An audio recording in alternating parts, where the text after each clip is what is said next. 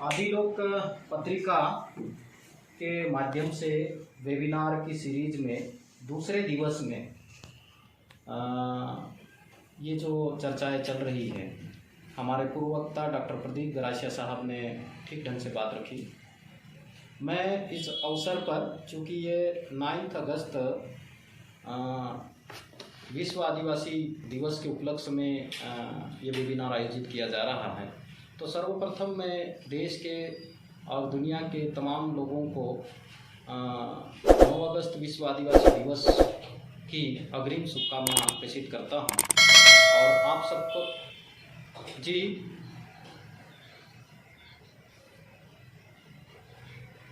Okay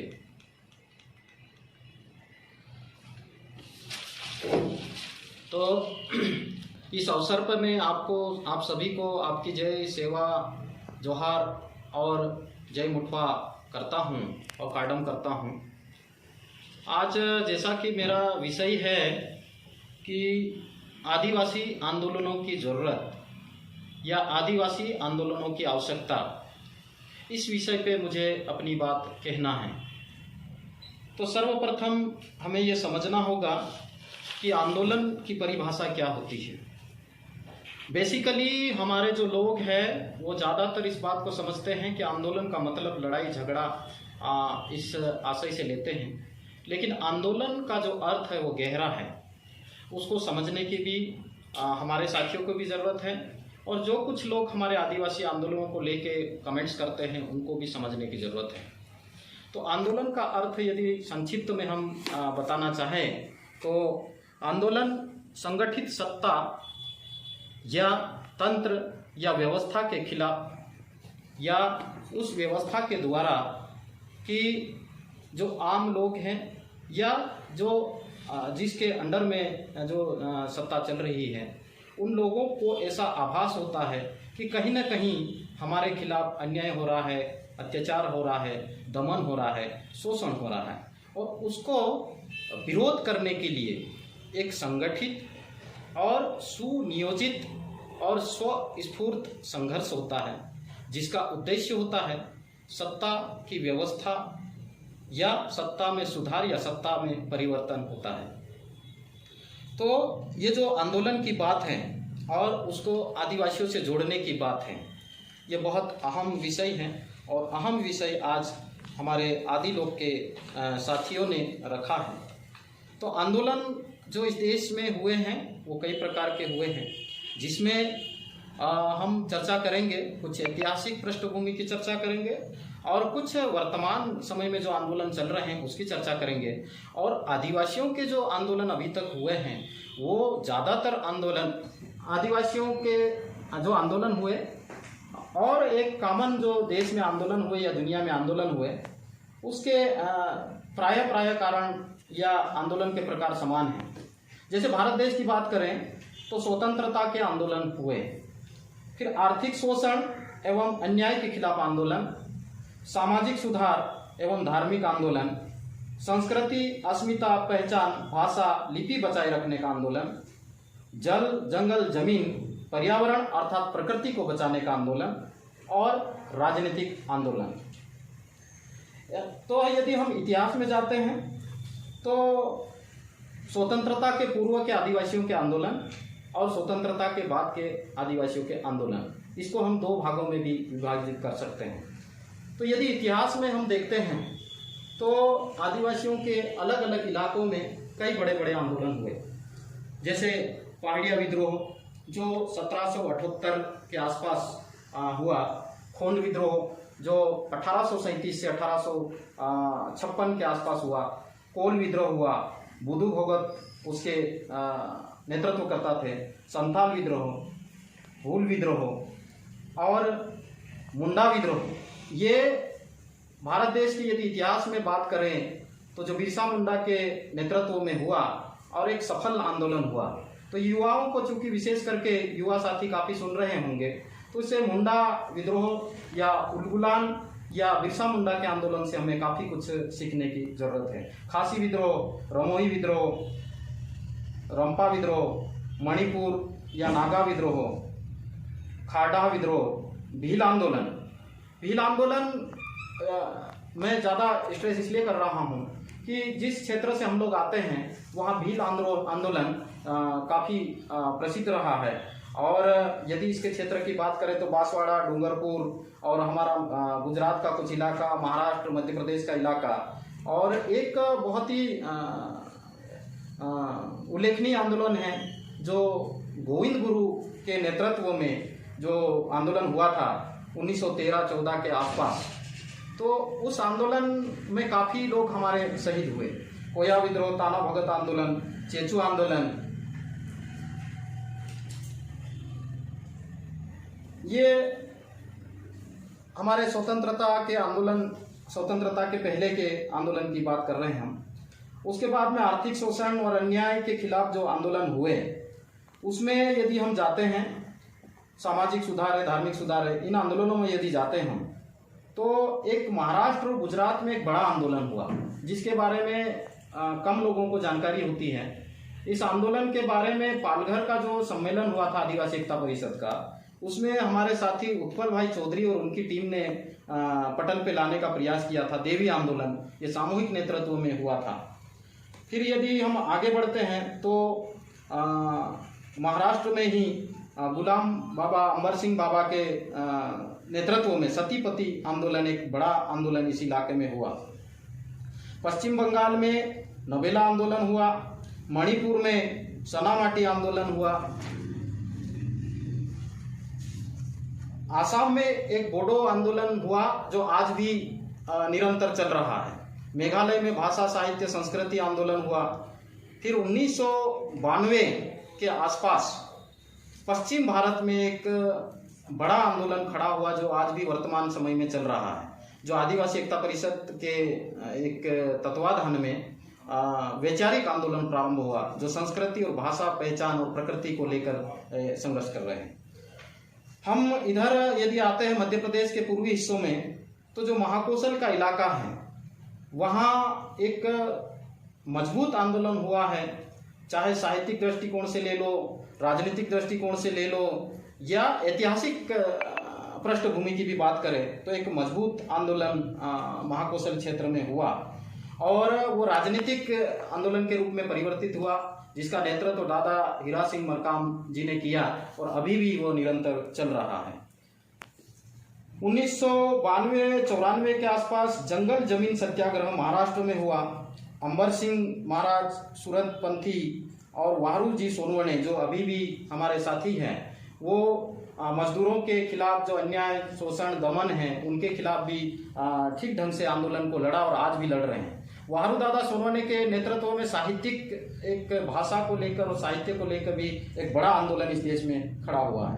1993 के आसपास उत्तर प्रदेश में एक बड़ा आंदोलन हुआ। ये करीब करीब हम सब लोग जानते हैं, चिपको आंदोलन, जंगल बचाओ आंदोलन, गोरा देवी के नेतृत्व में। फिर हम थोड़ा सा आंदोलन को बृहद स्थिति में समझने का प्रयास करते हैं। विचारधाराओं पे आधारित भी आंदोलन इस दुनिया में हुए हैं। जैसे यदि बात करें हम कि गांधीवादी जो आंदोलन चला, स्वतंत्रता का आंदोलन, एक बड़ा और बृहद आंदोलन था। लोगों ने उसको स्वतंत्रता के आंदोलन तक भी सिमटने का प्रयास किया, लेकिन एक बड़ा आंदोलन था, ये स्वदेशी आंदोलन था, लोकतंत्र को स्थापित करने का आंदोलन था, संवेदना को जगाने का आंदोलन था। तो ये भी एक बड़ा आंदोलन था। अम्बेडकरवाद का आंदोलन की बात करें हम, फिर कार्ल मार्क्स विचारधारा के बात करें, पूंजीवाद की बात करें, तो ये कई प्रकार के आंदोलन हुए हैं और चल रहे हैं। जो पुराने जितने भी हमारे, यदि वैचारिक आंदोलनों को छोड़ दें, विचारधारा पे आधारित जो आंदोलन है उसको यदि हम छोड़ दें और हमारे जो आंदोलन हुए उसमें ज़्यादातर जो आंदोलन हुए उसमें हम जो कॉन्स्टिट्यूशन को लेकर जो आंदोलन हुए, जिसमें जयपाल सिंह मुंडा काफ़ी संघर्ष किए और इस देश के संविधान में आदिवासियों की बातों को शामिल करवाने में काफ़ी महत्वपूर्ण योगदान दिया। लेकिन खूब लड़े, फिर भी जैसे कि आदरणीय गरासिया साहब उल्लेख कर रहे थे, इस देश के संविधान में अनुसूचित जनजाति शब्द के स्थान पे आदिवासी शब्द को शामिल करने के लिए काफ़ी संघर्ष किया, लेकिन वो सफल नहीं हो पाए और अभी भी वो आंदोलन हम लोगों का निरंतर चल रहा है। तो ये फिर हम बात करते हैं अलग अलग जो आंदोलन चल रहे हैं हमारे इलाकों में, तो उनकी बात करें उससे पहले थोड़ा सा ये चर्चा करना भी निहायत जरूरी है कि इतने सारे आंदोलन हुए फिर भी ज़्यादातर आंदोलन हम लोगों के असफल क्यों हुए, इस पे भी हम लोगों को चर्चा करने की आज ज़रूरत है। तो हम लोगों के जो आंदोलन हुए उसमें एक तो जो मुद्दे जो इशू बेस्ड आंदोलन हुए वो वृहद रूप इसलिए धारण नहीं कर पाए कि क्षेत्रीय समस्या को लेके हम लोग काफ़ी संघर्ष कर रहे हैं। चाहे ऐतिहासिक आंदोलन की भी बात करें या वर्तमान आंदोलन की भी बात करें, तो उसको चूंकि वृहद रूप नहीं मिल पाना और हम लोगों का जो एक कम्युनिकेशन गैप है उसमें भाषा भी एक बड़ा कारण है, क्योंकि अलग अलग समुदायों के अलग अलग इलाके में अपनी अपनी भाषा होती है और जो संवाद होना चाहिए जिस ढंग से वो नहीं हो पाने के कारण भी कई सारे आंदोलन बड़ा रूप नहीं ले पाए। फिर यदि हम बात करते हैं तो समुदाय आधारित आंदोलन भी हुए। अभी भी यदि हम नॉर्थ ईस्ट में जाते हैं तो नागाओं का अलग आंदोलन है, मिजो का अलग आंदोलन है, गारो का और खासी का, ये अलग अलग भाषाई आधार पे समुदाय आधार पे आंदोलन चल रहे हैं। फिर जो भौगोलिक स्थिति है जहां हमारा निवास होता है, भौगोलिक स्थितियां अलग अलग जगह की अलग अलग होने की वजह से भी आंदोलन एक बृहद रूप नहीं ले पाए। फिर हम लोगों के जो नेतृत्व करता रहे आंदोलन के, उनका एक बृहद अध्ययन और नहीं होने की वजह से भी कई सारे आंदोलन उस दृष्टिकोण से सफल नहीं हो पाए जिस दृष्टिकोण से होना चाहिए। आंदोलन की व्यापकता, क्योंकि आंदोलन तभी आगे बढ़ सकते हैं जब उसमें व्यापकता हो, सार्वभौमिकता समाहित हो, तो आंदोलन आगे बढ़ते हैं। यदि हम वर्तमान दौर के आंदोलनों की बात करें तो इस देश में ये बहुत महत्वपूर्ण बात है जो हम करने जा रहे हैं। अभी भी हमारे देश में अलग अलग इलाके में इशू को लेकर आंदोलन चल रहे हैं। उसमें कुछ आंदोलन कॉमन है, जैसे भाषा को लेकर जो आंदोलन चल रहा है, और इसको देखते हुए ये आंदोलन सिर्फ इंडिया में चल रहा, भारत में चल रहा, ऐसा नहीं, ऑल ओवर वर्ल्ड में भाषा को लेकर, आदिवासी बोली भाषा को बचाने को लेकर आंदोलन चल रहा है। जैसा कि आप लोगों ने देखा, इसकी महत्ता को समझा और दुनिया की जो सबसे बड़ी संस्था है संयुक्त राष्ट्र संघ ने इसे 2019 को आदिवासी भाषा वर्ष के रूप में घोषित किया। साल भर काम हुआ और अभी जो वर्तमान में उसकी समीक्षा होने के बाद में आदिवासी भाषा दशक डिक्लेयर किया गया है। तो ये एक बड़ा आंदोलन है और हमारे देश में भी इस आंदोलन को लेकर काम करने वाले कई सारे साथी हैं जो आदिवासी राइटर्स हैं, वो काफ़ी उसको ऊंचाई तक उस आंदोलन को बढ़ाने का प्रयास कर रहे हैं और ये वृहद रूप ले रहा है। और जो भारत देश का संविधान है जिसमें आदिवासी बोली भाषा ज़्यादा उसको 8वीं अनुसूची में शामिल नहीं किया गया है, तो हमारे साथी इसको लेकर भी संघर्ष कर रहे हैं। हमारे इलाके की यदि बात करें तो गोंडी एक विकसित भाषा है, बोली है, लेकिन उसका पूरा साहित्य होना, लिपि होने के बावजूद भी, कई सारे संघर्ष होने के बावजूद भी उसे संविधान के 8वीं अनुसूची में स्थान नहीं मिल पाया है। फिर अलग राज्य की मांग को लेकर भी अलग अलग इलाके में आंदोलन चल रहे हैं। यदि छत्तीसगढ़ राज्य की बात करें तो ये एक बड़ा आंदोलन था, आंदोलन सफल हुआ और छत्तीसगढ़ राज्य अलग बोला। झारखंड की बात करें तो एक बड़ा आंदोलन था और काफी लंबा आंदोलन चला और आखिर करके झारखंड राज्य बना। अभी भिल प्रदेश की मांग को लेकर एक जो पश्चिमी भारत है वहां पर आंदोलन चल रहा है, लेकिन इसमें भी एक समीक्षा का विषय है कि ठीक से समीक्षा करने का विषय है कि जो राज्य को लेकर, अलग राज्य को लेकर या भाषा आधारित राज्यों को लेकर मांग की जा रही है, जिन राज्यों नए राज्य बने उसमें हम आदिवासियों की स्थिति क्या है, पहले की अपेक्षा सुधार हुआ है या पहले की अपेक्षा हम पीछे गए हैं या हम और आगे बढ़ रहे हैं, ये भी एक समीक्षा का विषय है। फिर यदि हम बात करें जल जंगल जमीन को लेकर जो आंदोलन चल रहे हैं इस देश में, अलग अलग इलाके में अलग अलग नेतृत्व हो रहा है, लेकिन ये समावेशी आंदोलन है। वो ठीक है, क्षेत्र और हम लोगों के कम्युनिकेशन गैप की वजह से एक इतना बड़ा जो रूप होना चाहिए जल जंगल जमीन बचाने का जो आंदोलन, वो आज तक नहीं ले पाया। लेकिन निकट भविष्य में एक ये बड़ा आंदोलन होगा और ये जो आंदोलन है ये एक सार्वभौमिक आंदोलन है और ये न सिर्फ आदिवासियों की बात के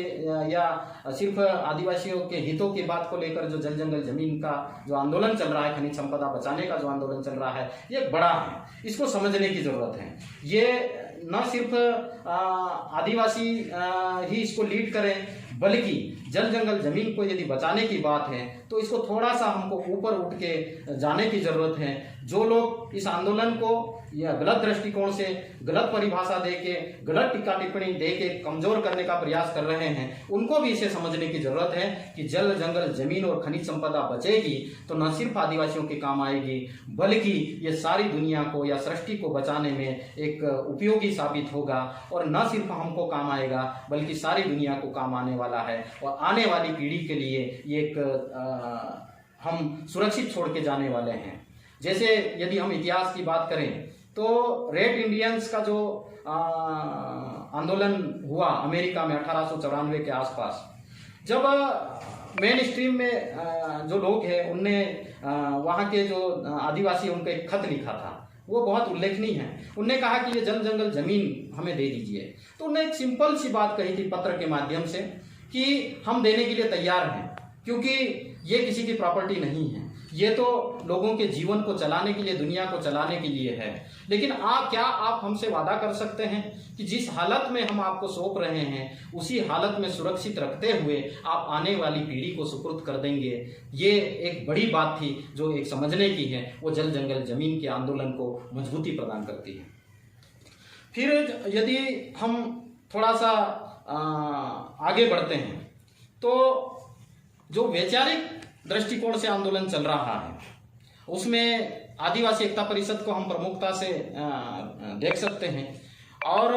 जो उसके मेन जो सिद्धांत हैं, संस्कृति और प्रकृति को बचाने का जो आंदोलन है, तो ये बृहद आंदोलन है, इसको भी हम लोगों को समझने की जरूरत है। संस्कृति आदिवासियों की है, इसलिए बचना चाहिए, इसलिए संघर्ष होना चाहिए, इसलिए पहचान बचना चाहिए, नहीं। ये जो आदिवासियों की संस्कृति है, जंगल को पूजना, नदी को पूजना या प्रकृति से उतना ही लेना जितना हमारे जीवन चलाने के लिए आवश्यक है, और आसपास के जितने भी प्राणी मात्र हैं या जो हमारे जीवन को चलाने के लिए उपयोगी या सहयोगी साधन हैं, उनके प्रति सम्मान की दृष्टि से देखना, जो हमारे जीवन को चलाने में काम आते हैं, अर्थात अन्न है, पानी है, हवा है, ऊर्जा है, ये जो दर्शन है, यदि हम इसकी पूजा करते हैं, दैट मीन्स कि हम इसको बचाने की बात कर रहे हैं। इसको बचाने की बात कर रहे हैं तो न सिर्फ आदिवासी बचेगा बल्कि दुनिया का अस्तित्व टिकने वाला है। इसलिए हमको इस आंदोलन के साथ में जुड़ के न सिर्फ आदिवासी बल्कि जो दिगर समुदाय के लोग हैं उसको भी इस आंदोलन के साथ में जुड़ना चाहिए और इसको बृहद रूप प्रदान करना चाहिए। फिर हम राजनीतिक आंदोलन की बात करें हमारे आदिवासियों की, तो अभी पुराना यदि इतिहास देखें तो उतना एक मजबूत आंदोलन हुए इस देश में ऐसा नहीं है। लेकिन हाल की परिस्थिति में यदि हम पश्चिमी भारत की बात करें तो माननीय छोटू भाई वसावा के नेतृत्व में भारतीय ट्राइबल पार्टी के माध्यम से एक आंदोलन खड़ा हो रहा है। यदि हम हमारे मध्य प्रदेश की बात करें तो गोंडवाना गणतंत्र पार्टी के रूप में जो गोंडवाना का जो आंदोलन है वो एक आंदोलन धीरे धीरे पनप रहा है। फिर नॉर्थ ईस्ट की बात करें तो छात्र राजनीति से लेकर वहाँ जो एक कम्युनिटी बेस्ड राजनीतिक पार्टियों के रूप में जो आंदोलन पनप रहा धीरे धीरे, वो एक संभावना है। लेकिन इसमें भी हम लोगों को थोड़ा सा ऊंची सोच रख के और मानव कल्याण के लिए बल्कि देश के कल्याण के लिए सिद्धांत और प्रिंसिपल स्थापित करते हुए, सारे लोगों को इकट्ठे करते हुए यदि इस आंदोलन को हम आगे बढ़ाएंगे तो इस आंदोलन को हम काफ़ी ऊंचाई तक ले जा सकते हैं। फिर साहित्य की बात करें तो साहित्य को लेकर जो आंदोलन चल रहे हैं अभी हमारे देश में, एक समय ऐसा हुआ करता था जब आदिवासियों का विषय में जो साहित्य लिखे जाते थे तो वो दूसरे लोग लिखते थे।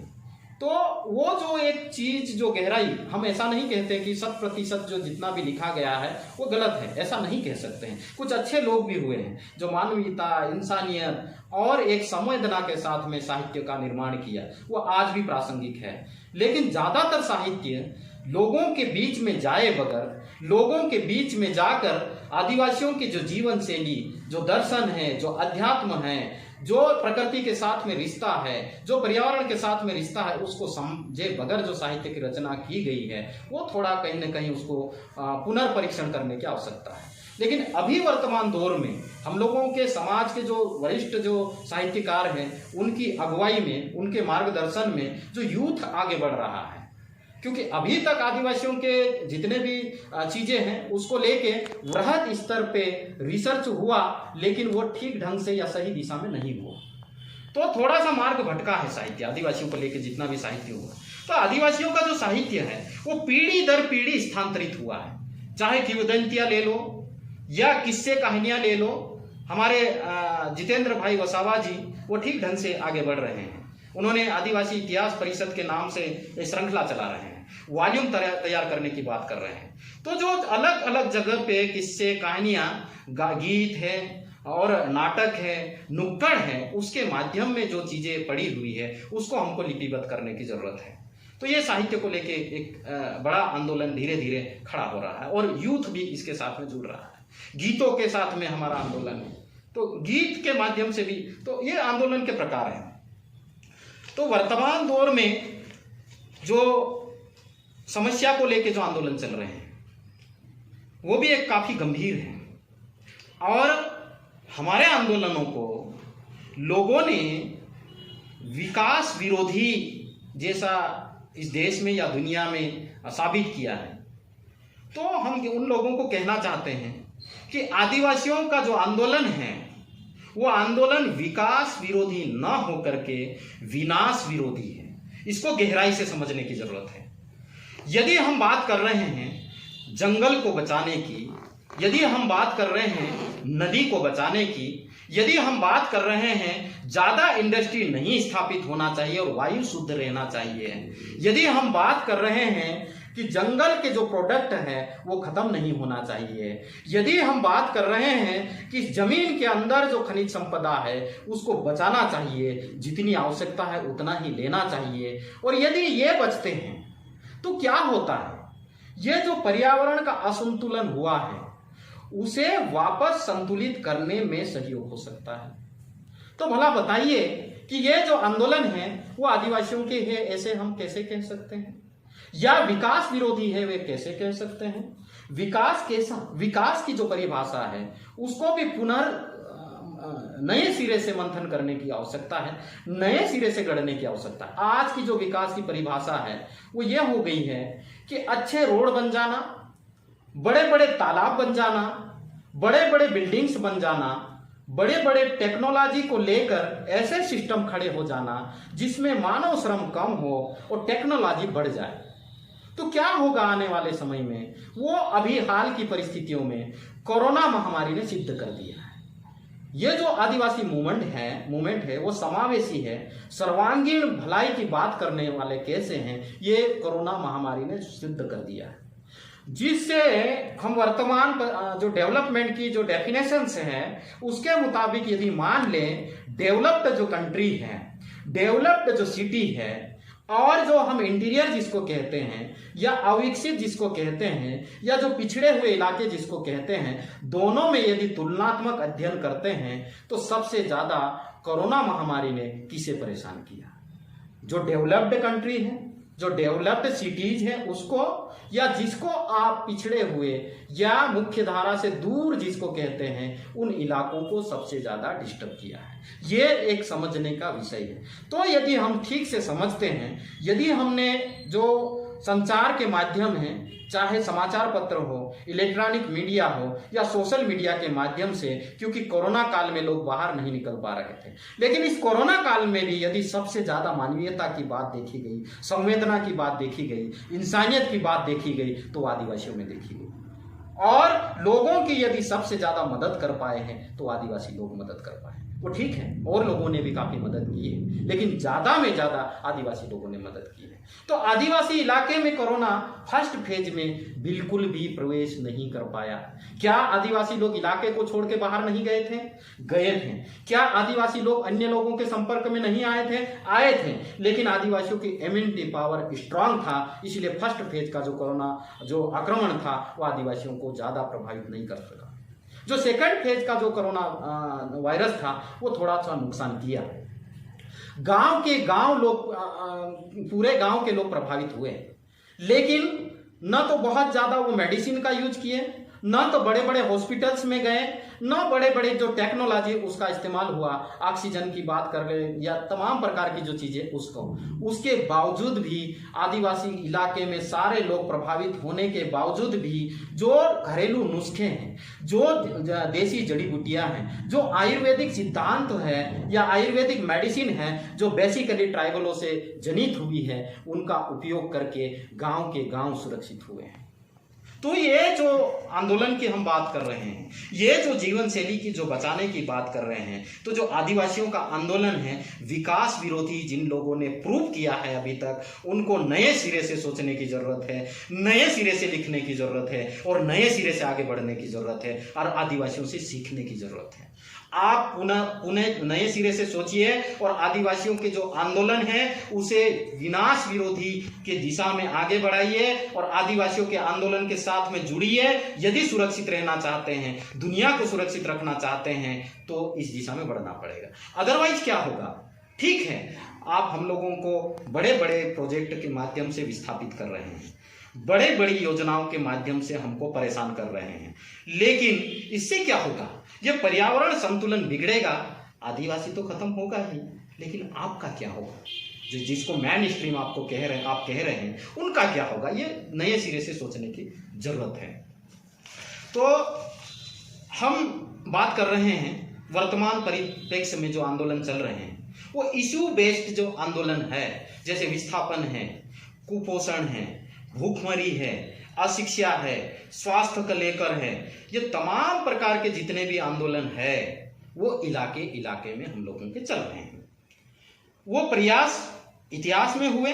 अभी भी चल रहे हैं, लेकिन जिस लेवल पे होना चाहिए वो नहीं हो पाए हैं। इसलिए हम लोगों के आंदोलन जिस ऊंचाई पे आना चाहिए वो ऊंचाई पे अभी तक नहीं आ पाए हैं। दूसरी जो बात है कि हम लोगों की जो लीडरशिप है,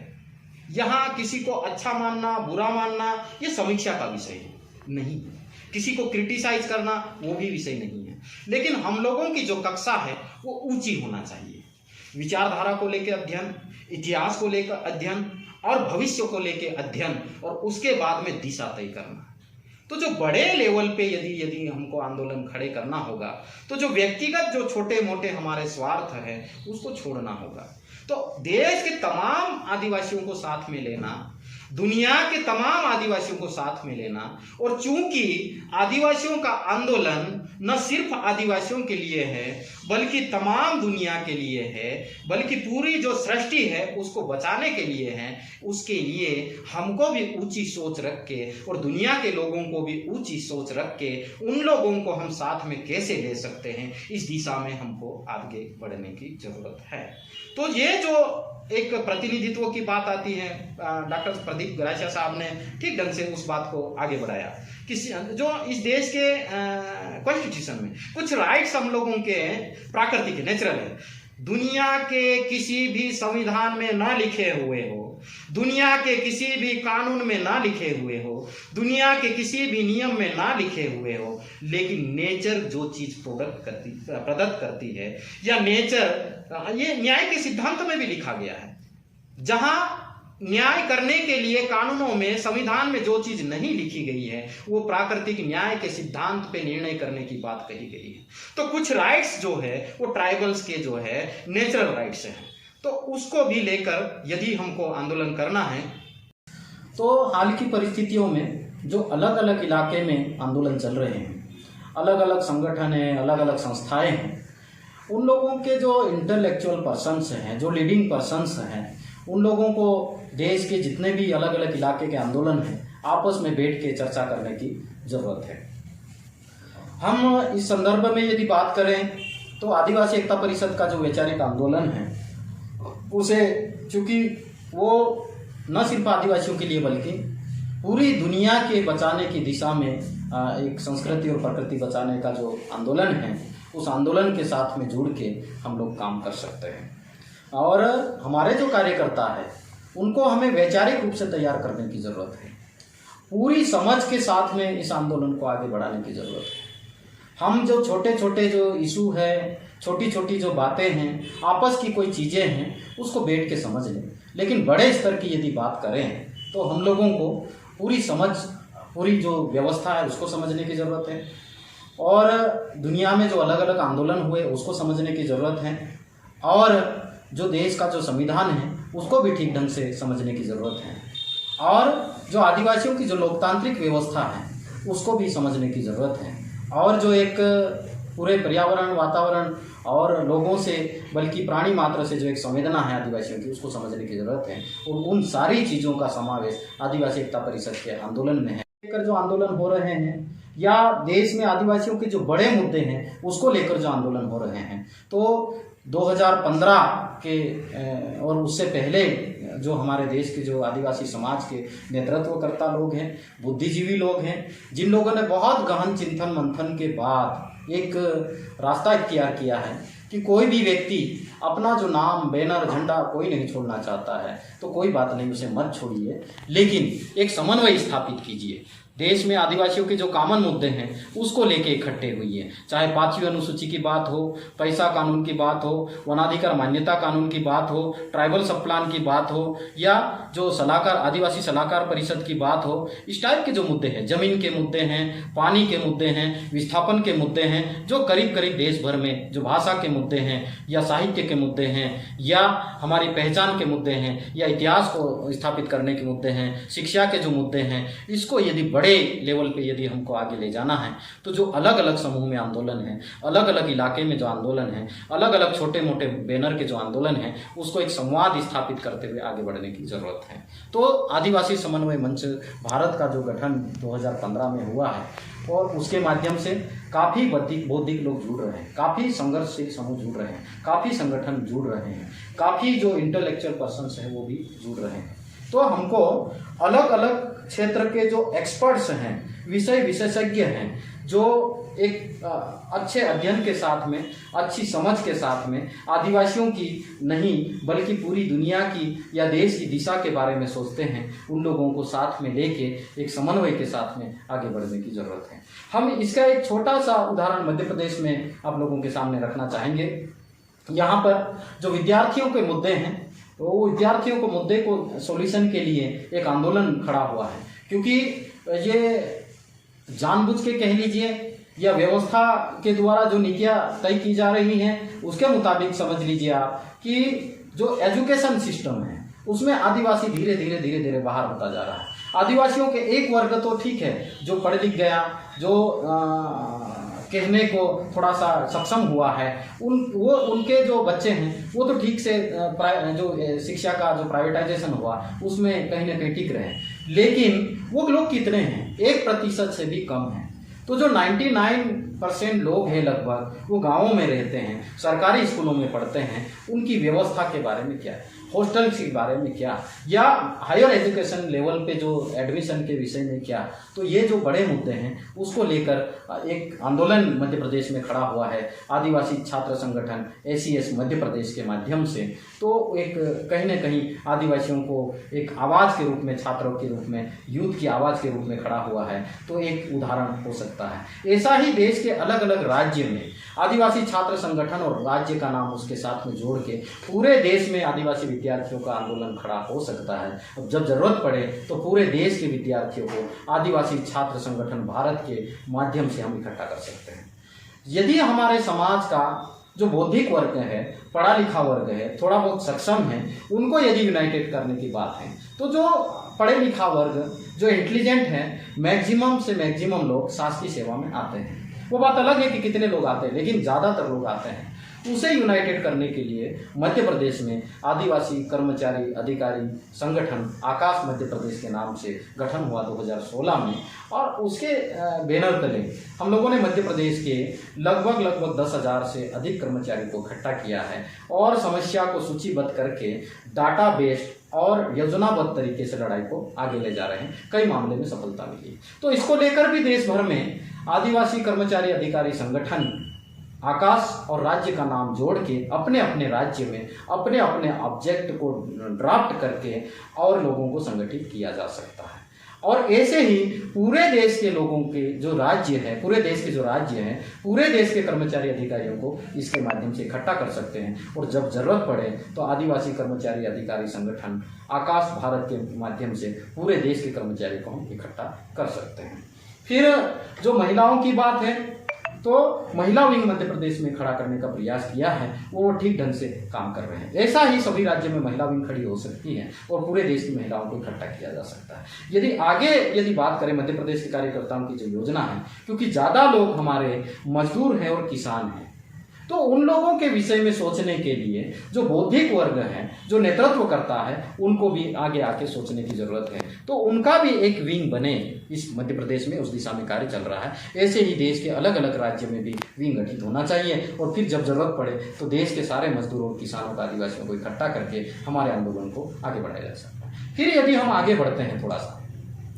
तो जो हमारा राजनीतिक प्रतिनिधित्व है उसको भी इकट्ठा करने की जरूरत है, उनके भी साथ में संवाद करने की जरूरत है, उनको भी हमको दिशा देने की जरूरत है, उनको भी हमको सपोर्ट करने की जरूरत है। तो उसके लिए हम, वो चाहे किसी भी विचारधारा के साथ में जुड़े हुए हों, लेकिन उनके साथ में बैठकों का दौर जारी है। वो आदिवासी समन्वय मंच भारत के माध्यम से हो रहा है, वो आकाश के माध्यम से हो रहा है, वो आदिवासी छात्र संगठन के माध्यम से हो रहा है। या यूथ की बात करें तो जय आदिवासी युवा शक्ति जो एक आंदोलन मध्य प्रदेश से खड़ा हुआ है और पूरे देश के यूथ जुड़ रहे हैं इससे, उसके माध्यम से यदि हम संवाद करते हैं और सही दिशा में आगे बढ़ाते हैं तो आदिवासियों के जो इशू है उसको छुड़ाने में हम कहीं ना कहीं आगे बढ़ सकते हैं। दूसरा, जो कॉमन मुद्दे हैं उसको भी लेकर हम ठीक से, जो व्यवस्था में बैठे लोग हैं उनके साथ में ठीक से संवाद कर सकते हैं। दूसरा जो महत्वपूर्ण बात है, देश की व्यवस्था को, जो लोकतांत्रिक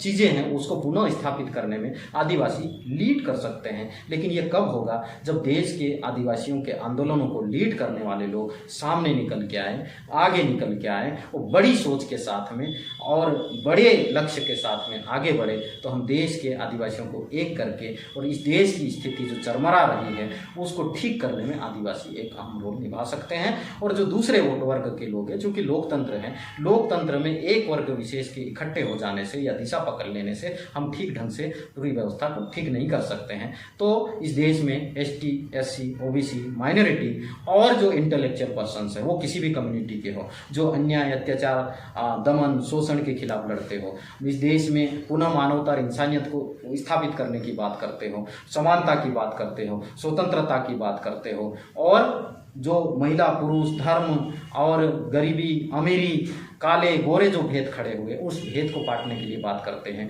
वो सारे संस्थाएं, सारे संगठनों को मिला के एक नया आंदोलन इस देश में खड़ा किया जा सकता है। मैं इस अवसर पर पुनः देश के जो बौद्धिक वर्ग है, वो किसी भी वर्ग से आते हैं, सिर्फ आदिवासियों की बात नहीं है, जो प्रगतिशील सोच के लोग हैं, उन लोगों को बैठ के विचार करके एक नया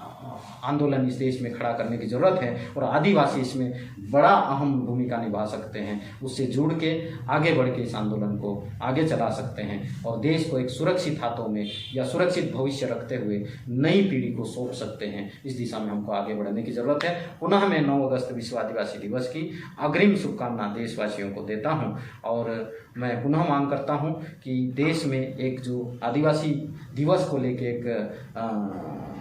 संघर्ष चल रहा है, बहस चल रही है, उसको सही दिशा में बहस होना चाहिए। क्योंकि इस दिन जो आदिवासियों के संवैधानिक नेचुरल राइट्स की बात, उनकी परंपरा की बात, उनकी संस्कृति की बात, उनके जीवन मूल्य की बात, उनके अध्यात्म की जो बात करने की है, उसमें नेशनल हॉलीडे होना चाहिए और पूरे लोग मिलकर इस पर चिंतन मंथन करना चाहिए। बहुत बहुत धन्यवाद, आभार, जोहार।